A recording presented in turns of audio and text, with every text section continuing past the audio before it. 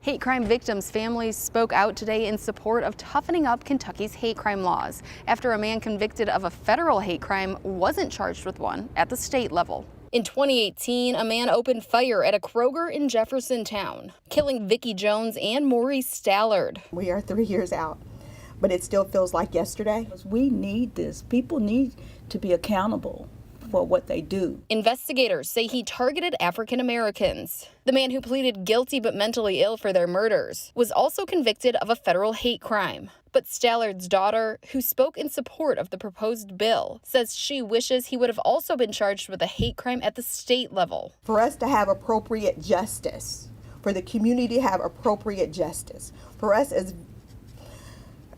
victims of the family to have appropriate justice, it needs to be that a hate crime is identified and people are accountable for what they have done.